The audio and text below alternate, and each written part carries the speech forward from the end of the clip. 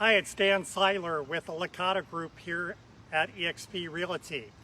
I just wanted to share this great video. Behind me is the Sidney King Art Center in downtown Bowling Green. Now, if you don't know Bowling Green is a town of about 1,200 people, give or take on any given week, located about 20 miles south of Fredericksburg, pretty much at the intersection of Route 2 and Route 301.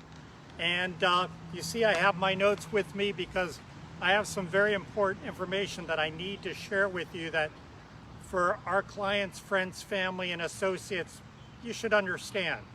But back to Bowling Green for a second, I found this lovely town when I was going to church about 10 miles away in Ladysmith near Route 95 and 301.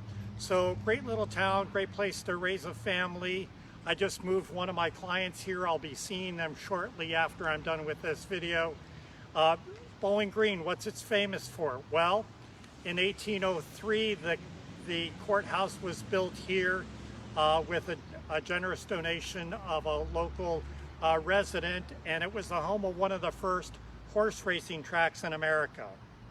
Also, maybe not a fact that people in Bowling Green want to share very much, but this is also where John Wilkes Booth was killed when he crossed over the river and into Bowling Green and was trapped by federal agents on the hunt for him after he assassinated Abraham Lincoln.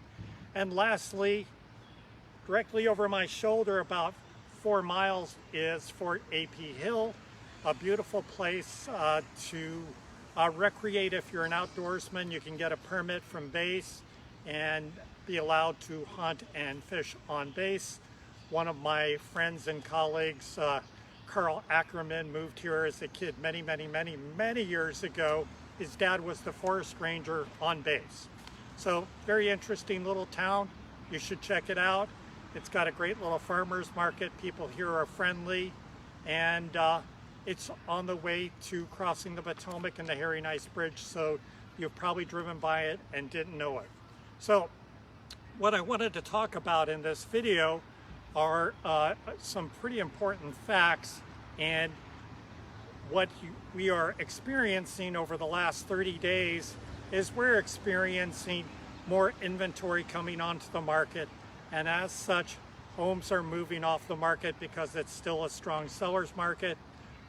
But a little bit of the insanity that was in the market has now dissipated, and we're moving towards normalcy. Still exceedingly strong market because of the lack of inventory, and that's going to go out into the future anywhere from 12 to 18 months.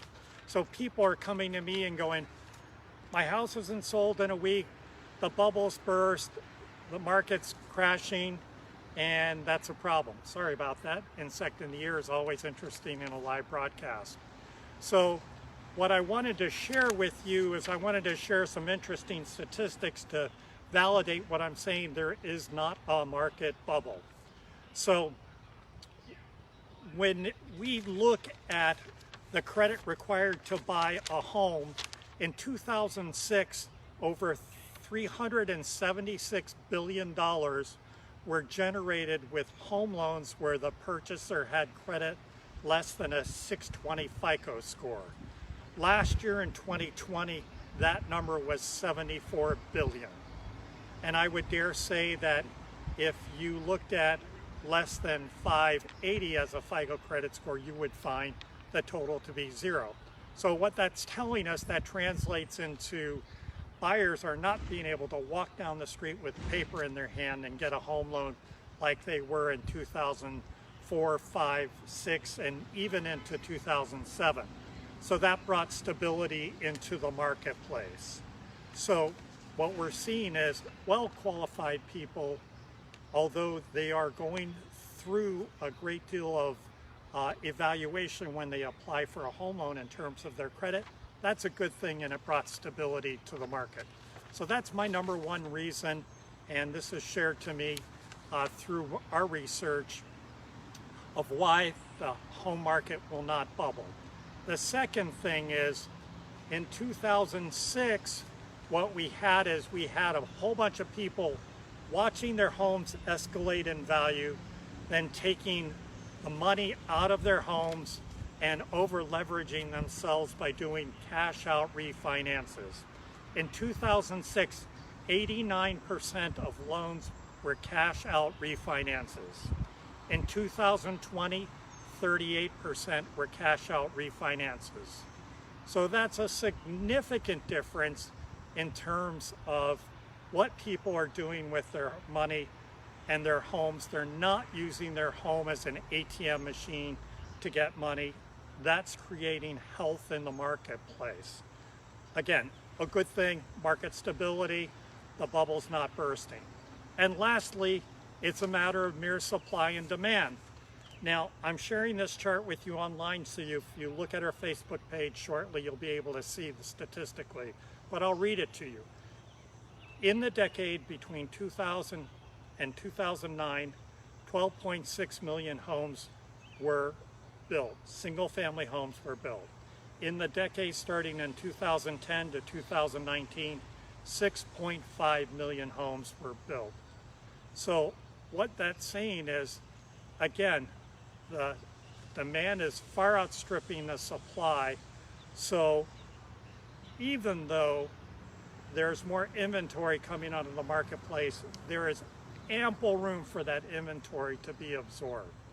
So the next time your friends tell you the market's crashing because my house hasn't sold in 2 weeks, you can point to them and say, take a deep breath, Charlie. Take a deep breath, Jane. It'll be all right.